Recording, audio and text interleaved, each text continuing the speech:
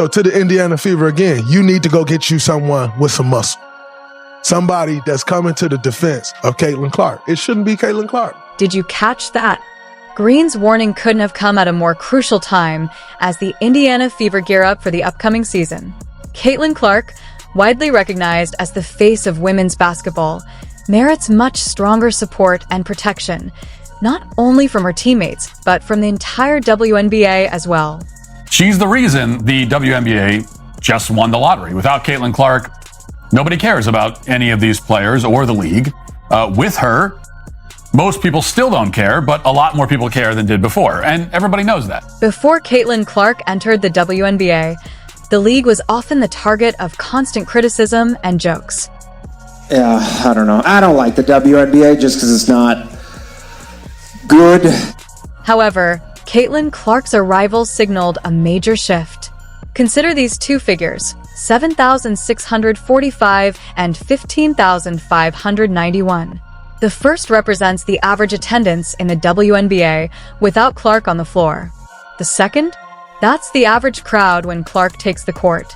The WNBA, largest viewership in WNBA history. Wow.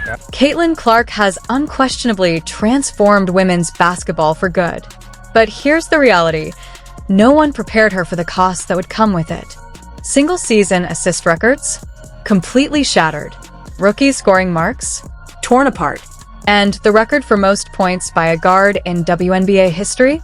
Just another achievement added to the long list Clark has left behind. I just said she good, dog.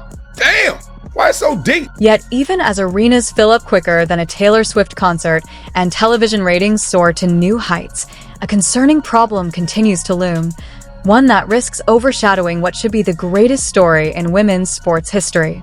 The real question isn't whether Caitlin Clark is a superstar, it's why so many in the WNBA seem eager to see her stumble. As one headline put it, this just doesn't feel right at all. Meanwhile, figures like Candace Parker argue that the league's rising viewership isn't solely because of Clark. ABC, it was the first time they put the women's NCAA game on ABC, was the first year that Caitlin Clark made the championship game. Are you surprised that the viewership was up? Are you surprised that people actually saw the product? Let's take a moment to examine Candace Parker. She's been a vocal critic for years, highlighting how networks often sideline women's sports. Yet when the biggest star in decades, someone who can capture national attention and lift the entire league, emerges, Parker's fervent advocacy seems tinged with jealousy. While her broader point about media neglect remains valid, she largely minimized Caitlin Clark's influence.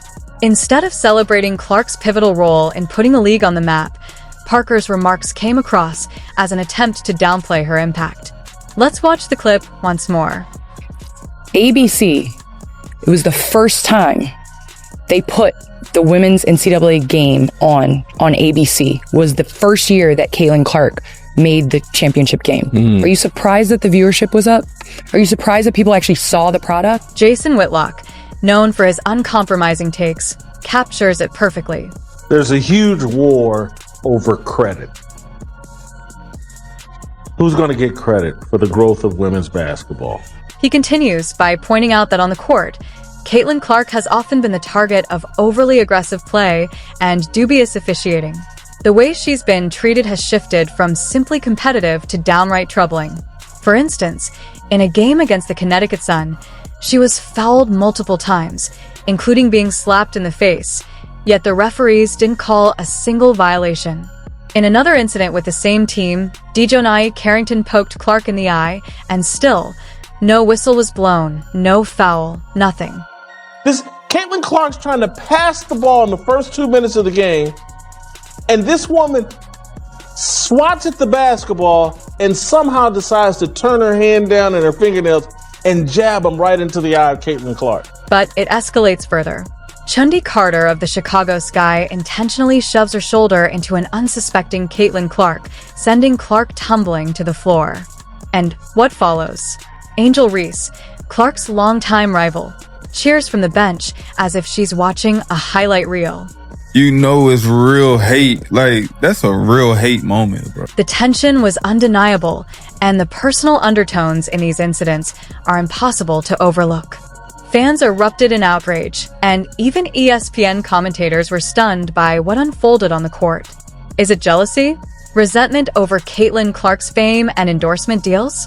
Or is it simply the inevitable friction that comes with being a young, dominant force in a fiercely competitive league?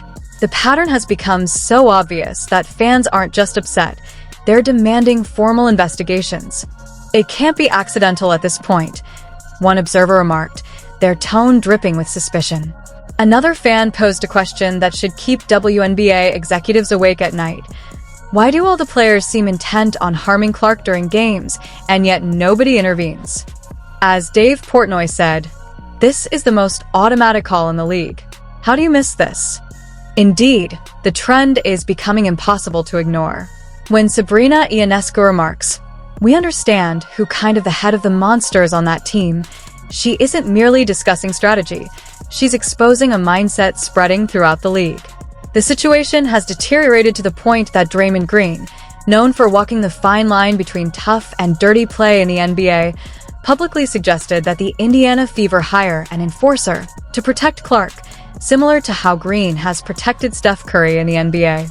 So to the Indiana Fever again, you need to go get you someone with some muscle. Somebody that's coming to the defense of Caitlin Clark. It shouldn't be Caitlin Clark. Off the court, Caitlin Clark has become embroiled in controversies largely unrelated to basketball. Some critics claim she benefits from her race, labeling her as the latest Great White Hope. Others argue she isn't doing enough to speak out against the racism faced by Black players. It's a no-win scenario. On one side, she's accused of receiving undue attention because of her race. On the other, she's criticized for not taking a stronger stance on social issues. Bill Maher weighed in, suggesting that much of the backlash against Clark is influenced by her race and even her sexuality. According to Maher, these factors affect how both fans and players view her achievements. His remarks added fuel to an already heated debate, forcing many to confront uncomfortable truths about bias in sports. Even her endorsements have stirred tension. Nike signed Clark to a major shoe deal, signaling her rising influence, but instead of featuring her prominently as one of their marquee athletes, Nike has kept her promotion relatively low-key. Many believe that the Nike may be trying to avoid upsetting other players or fans who feel eclipsed by Caitlin Clark's meteoric rise. It's a perplexing choice, especially considering Clark's games consistently sell out arenas and boost TV ratings for the WNBA.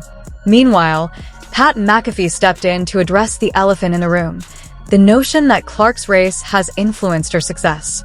He strongly asserted that her impact on the league's popularity comes purely from her talent. But why should this even need to be stated? Why isn't the discussion focused solely on her exceptional abilities on the court? Amid this storm of jealousy and targeted aggression, Clark continues to display a composure that puts her critics to shame.